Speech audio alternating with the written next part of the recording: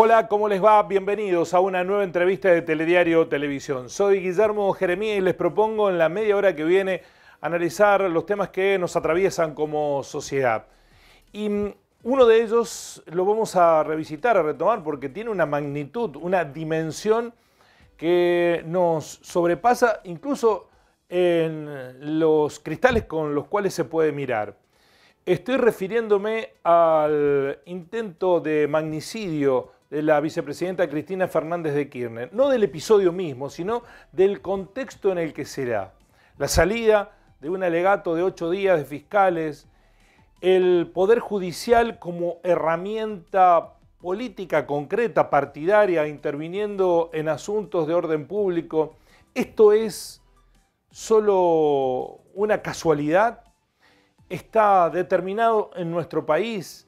¿Es una estrategia de nuevas maneras de colonizar de los países centrales hacia los países periféricos? Bueno, lo vamos a analizar con el politólogo Matías Casiabue, a quien le agradecemos este tiempo. Ha escrito y analizado y estudiado sobre el particular. Un gusto, Matías, ¿cómo va? Un gusto, Guillermo, un placer saludarte y también, por supuesto, la audiencia. Bueno, ¿tiene que ver el lawfare con el intento de asesinar a Cristina Fernández de Kirchner? A ver, es difícil, depende de dónde se mire, ¿no? Yo digo, hay que pensar si uno está en el plano de la política institucional o está en el plano de poder conectar los distintos hechos, episodios y sucesos de la vida social y política del país, ¿no? En el plano de una estrategia o de múltiples estrategias que confrontan y que están en permanente devenir en la sociedad, ¿no? En ese marco hay una conexión posible, ¿no? Una conexión posible en términos de la trayectoria de una estrategia de soft power en curso, ¿no? Porque por supuesto que una cosa es la denuncia de un actor político institucional y otra cosa aberrante e incluso difícil de conectar en sí mismo, como lo que fue el intento de magnicidio, ¿no? Ahora, sí es cierto que el lawfare como una estrategia del soft power involucra necesariamente la articulación en una estrategia de poder, que eso no significa en una aparición de un titiritero que controla como en una lógica conspiranoica todos y cada uno de los escenarios de los hechos que van deviniendo. Pero sí es cierto que en el marco de soft power que implica el lawfare, necesariamente implica algún nivel de articulación de actores del Poder Judicial, de actores que producen sentido político a las cosas, y ahí hay medios masivos de comunicación y redes sociales y estrategias de redes sociales, ¿sí? Y estructuraciones políticas, de organización política. Y empieza a quedar en el transcurso del devenir, luego del episodio del magnicismo, ciertas conexiones que preocupan, sobre todo para poder interpelar eso institucionalmente y evitar que estos episodios, más allá de las posiciones que tengamos, se vuelvan a repetir. Y en ese marco es que uno visualiza esa estrategia y necesita necesariamente nuestra sociedad para recuperar un canal democrático, desarmar esas cuestiones, ¿no? Y eso está latente en nuestra sociedad. ¿Puedes interpretarse en esta línea de pensamiento, Matías, que el intento de magnicidio fue un efecto no deseado de una política planificada? Sí, en esos términos me parece que se podría hablar.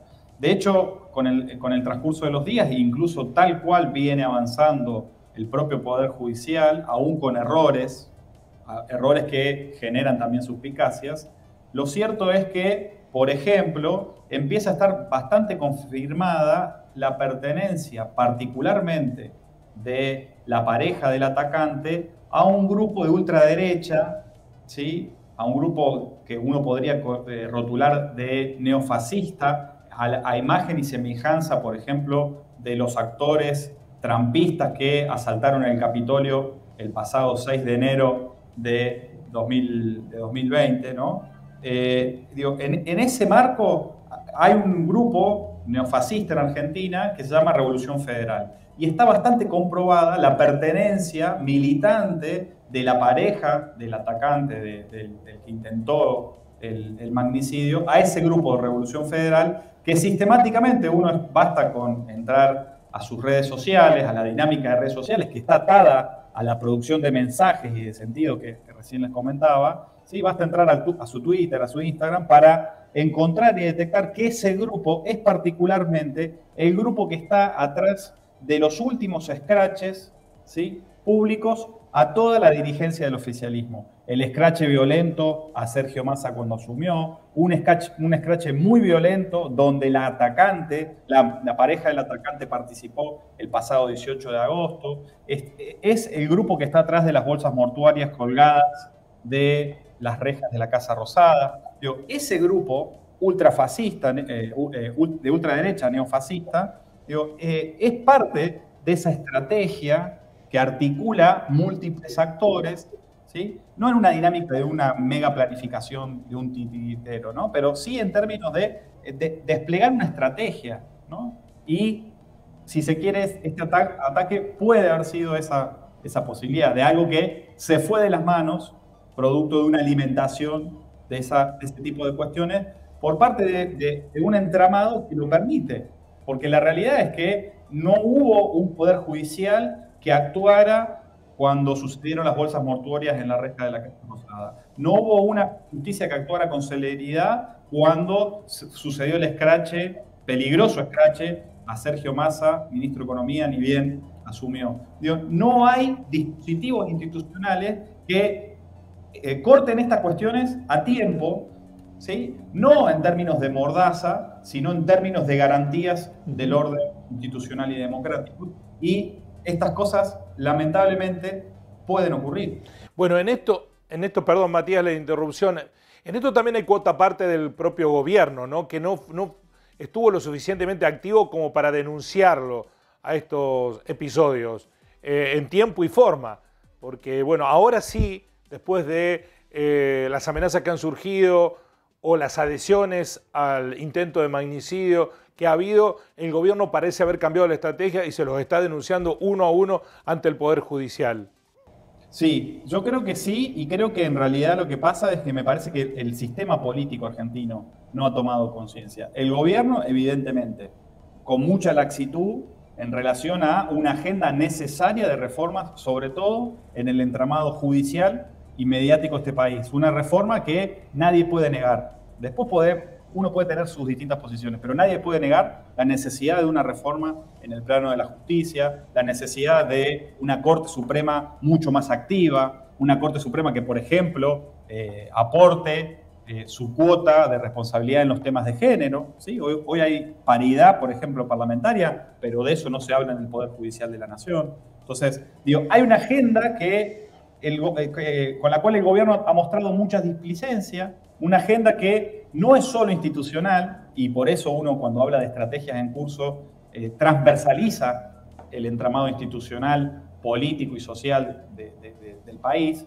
¿sí? Y me parece que esa displicencia también la tuvo la oposición política. Una posición política donde las grandes referencias, ¿sí?, han ido alimentando y promoviendo ese discurso de odio. Han encontrado en ese lugar el punto de acumulación de caudal político, de caudal electoral y demás. Y la verdad es que hoy mismo se ve cómo a la propia oposición también le cuesta desandar ese lugar, porque de fondo lo que se genera es un clima social que termina generando, ¿sí?, estos episodios que son de una gravedad institucional tremenda, que han puesto en tensión a nuestro propio orden democrático, ¿sí? Porque lo que se vivió con Cristina Fernández de Kirchner se vivió muy pocas veces en los 40 años casi de vida democrática del país. Una tensión sobre la democracia en este país, hay que recordar los levantamientos Carapintadas o el levantamiento de Patria para Todos, para poner grandes cuestiones, o el diciembre del 2001, sus características y particulares cada una, ¿no? Pero estamos hablando de un episodio extraordinario de nuestra vida democrática y me parece que se necesita una tarea y una conciencia de todo eso a nivel social y, por supuesto, a nivel institucional, ¿no? Ahora, esto se da en un marco que nos supera, que es continental. Ustedes trabajaron esta idea, recién lo mencionaste en 2 oportunidades. ¿Qué es el soft power y cuáles son las estrategias que tiene? El soft power es la idea del poder blando, ¿no? Un poder blando que construye, que opera una producción de sentidos sociales, ¿no? El lawfare o guerra jurídica es parte de esa estrategia de poder blando, es parte de ese soft power, ¿sí? Lo que nosotros vemos, y particularmente con el episodio del intento de magnicidio sobre Cristina Fernández de Kirchner, de presuntos militantes de organizaciones de la ultraderecha del país, es que hay un patrón común, ¿sí?, en estos grupos. Hay un patrón común en las organizaciones neofascistas que asaltaron el Capitolio en los Estados Unidos. Hay un patrón común a las fuerzas paraestatales que sostienen la agenda más radicalizada del bolsonarismo en Brasil. Hay un patrón común con los esquemas de ultraderecha en Chile que apalancaron la por entonces candidatura de José Antonio Kast. Digo, hay un parámetro común, ¿sí?, de esos grupos de ultraderecha que operan como un escuadrón, como un grupo de tareas, ¿sí?, que produce sentido comunicacional y político en el marco del lawfare, ¿sí? No por nada este grupo de Revolución Federal sistemáticamente se encarga de generar escraches, ¿sí?, incluso a un nivel casi te diría semanal, sobre figuras institucionales del gobierno argentino. Y eso es muy característico de este fenómeno neofascista global que ha tenido en Bolsonaro y que ha tenido en Trump las figuras de mayor condensación político-institucional, ¿sí?, y que uno ve en sus características una producción política muy atada al fenómeno de las redes sociales. Son grupos que producen poder, que producen un mensaje político en las redes sociales y que ese poder se realiza en la calle, ¿sí?, desde la calle se retroalimenta el trabajo de las redes sociales. No hay, por ejemplo, en este tipo de grupos, liderazgos visibles, ¿sí? No hay un liderazgo visible de Revolución Federal o de los Oath Keepers del trumpismo o de los grupos más radicalizados del bolsonarismo en Brasil. No hay figuras a quien golpear, a quien identificar, a quien reconocer y a quien cuestionar, ¿no? Entonces hay una dinámica muy de este momento de la economía, de la sociedad, que está muy vinculado a esa articulación a través del mundo de lo virtual, ¿no?, centralmente. ¿Por qué creen ustedes, Matías, que hay un hilo conductor, sobre todo de esta situación de la guerra judicial en toda Sudamérica, sobre todo de América Latina? ¿Por qué, más que nada, en Ecuador, en Brasil, lo vemos en Argentina? ¿Por qué? ¿Qué razón encuentran para explicarlo? Hay una realidad cierta y concreta que, digo, esto es difícil de decirlo y es difícil también de comprobarlo, digo, pero existen múltiples elementos que marcan que hay, por supuesto, en esta producción de una estrategia que transversaliza distintos actores, distintos escenarios institucionales, políticos y sociales, ¿sí? Evidentemente hay alguna articulación que tiene que ver con una producción de política, de servicios de inteligencia de carácter público, pero también de carácter privado, ¿sí? Cuando uno dice que hay servicios de inteligencia, hay también parainteligencia. Y ahí hay que buscar el fenómeno, por ejemplo, de las consultoras políticas, de los think tanks, ¿sí?, que tienen esa capacidad de articularse incluso en términos regionales. Eso es así, por ejemplo, existe una red continental de consultoras y de fundaciones políticas llamada la Red Atlas, ¿sí?, que es una articuladora de usinas de pensamiento y de producción de sentido, incluso a través de redes sociales, ¿sí? Hay un trabajo de parainteligencia que propias consultoras, entre comillas, realizan en redes sociales. Digo, solo para poner un ejemplo de lo que estamos diciendo, de las 20 cuentas en Twitter, ¿sí?, que más interacciones tuvieron en Internet, en el marco del intento de magnicidio sobre Cristina Fernández de Kirchner, 10 son medios de comunicación, ¿sí? Los grandes medios de comunicación del país, ¿no? Clarín, Infobae, Página 12, La Nación, El Destape, que son los medios de la comunidad digital de mayor movimiento del país. Y los otros 10 son troles. Troles, es decir, cuentas falsas de Twitter.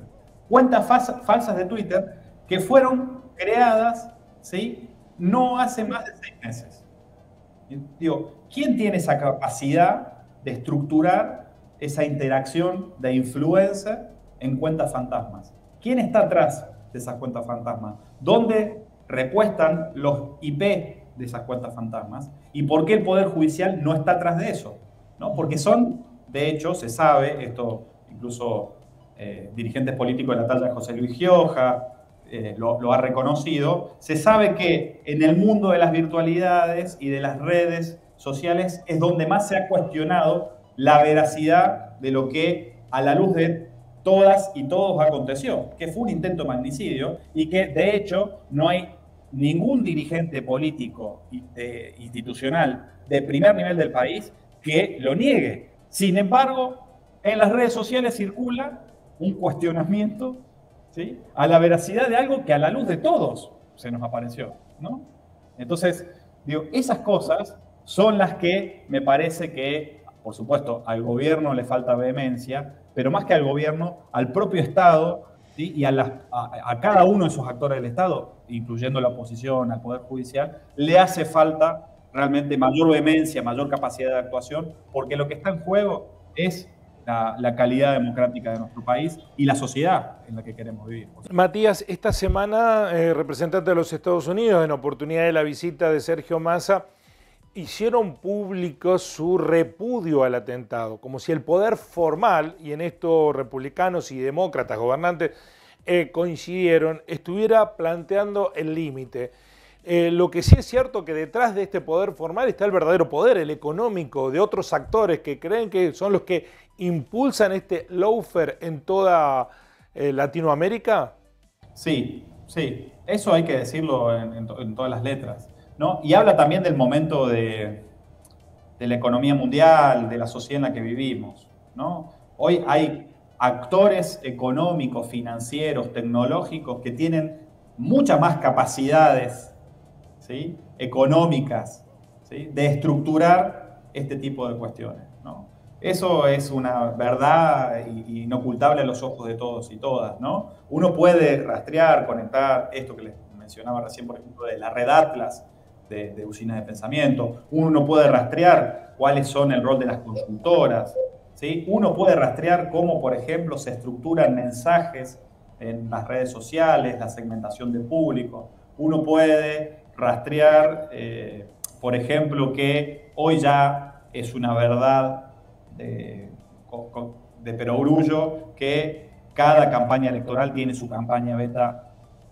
su campaña sucia en redes sociales. Digo, todo eso, digo, ya se sabe. El problema es cómo respondemos institucionalmente, ¿no? Y cómo esta estrategia que es líquida, ¿sí?, y que puede poner en peligro nuestra democracia, es asumida institucionalmente. Sí. Nosotros históricamente hemos tenido, digo, en esta parte del mundo, debilidades institucionales, pero esto está ocurriendo ahora en países en donde la historia política da cuenta de otro rigor en sus instituciones. Estoy hablando de España, donde ha habido episodios que ahora salen a la luz, donde previamente a que Podemos pudiera hacer una gran elección, hubo una estrategia articulada con el Poder Judicial, en parte, con los servicios y los medios de comunicación. Digo, se está extendiendo como una mancha de aceite en las democracias del mundo esto. Se está extendiendo como una mancha de aceite en el mundo, esto se visualiza y me parece que en esa clave las respuestas institucionales tienen que ser muy contundentes, ¿no? Digo, acá cuando uno habla de lawfare y habla de guerra jurídica, bueno, hay que estudiar y el Estado tiene que construir los mecanismos lo suficientemente inteligentes para responder, como por ejemplo visualizar los patrimonios, ¿sí? E investigar a través de los organismos especializados. Digo, la UIF sería uno, la Oficina Anticorrupción sería otro, los patrimonios de nuestros jueces y fiscales, ¿no? Porque esa realidad lo está haciendo. Digo, hablando de servicios más oficiales, ¿no? Hay Estados Unidos, el Departamento de Estado norteamericano, tiene creada el ILEA, el Instituto Latinoamericano de Aplicación del Derecho, una cosa así, no recuerdo bien su nombre en inglés, el acrónimo en inglés es ILEA, es una institución de formación donde a partir de la misma el FBI, el Servicio Secreto de los Estados Unidos, la CIA, ¿sí?, realiza cursos de capacitación para jueces, fiscales y periodistas de los distintos países de América Latina, jueces, fiscales y periodistas de los cuales no sabemos los nombres, y entonces todos caen en la volteada, ¿digo? Y sabemos que en el periodismo y en la justicia hay gente honesta, trabajadora, digo, proba en sus funciones incluso y demás, pero digo, y eso es público, uno entra a la ILEA, ¿sí? Y la ILEA tiene su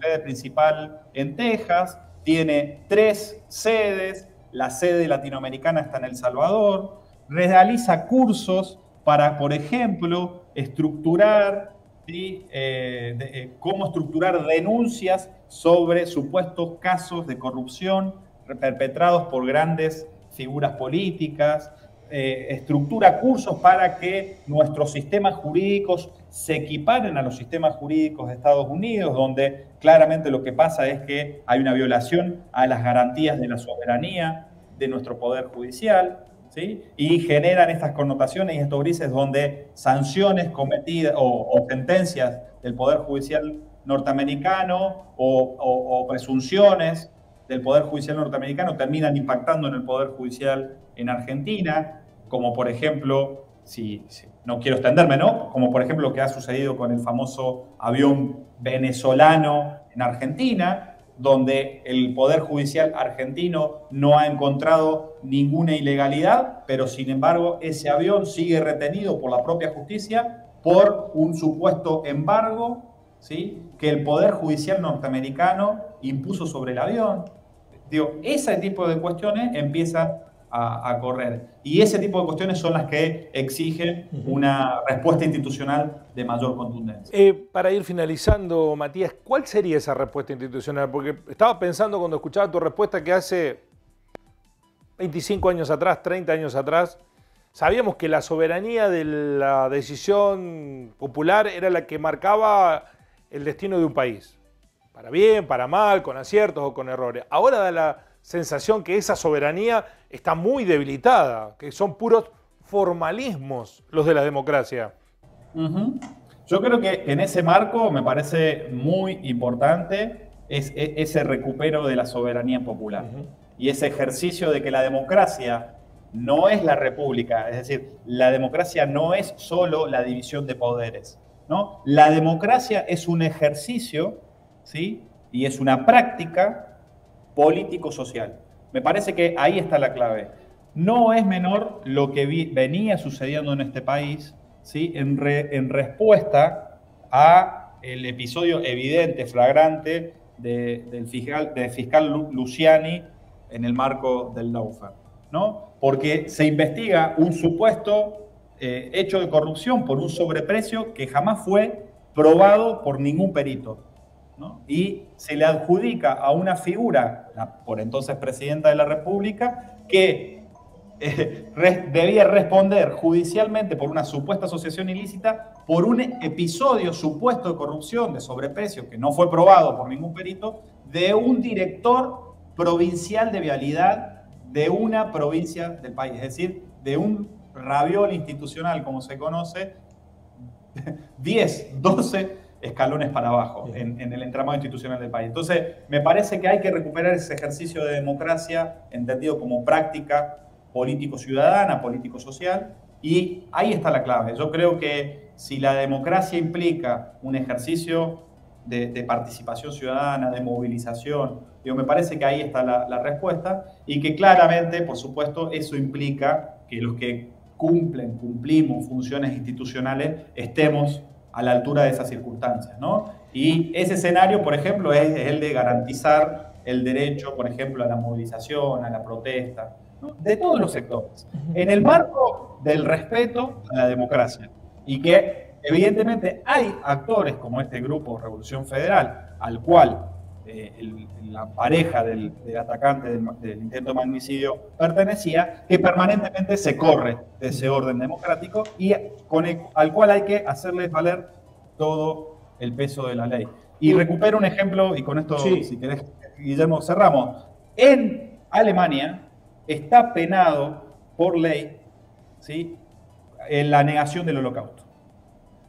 Entonces, hay cuestiones que sobre las que hay que avanzar necesariamente. Sí, finalmente y brevemente, la percepción que se tiene es que el episodio fue un punto de inflexión, el intento de magnicidio, pero conforme pasan las horas, los días, da la sensación que ni siquiera eso fue una lección suficiente.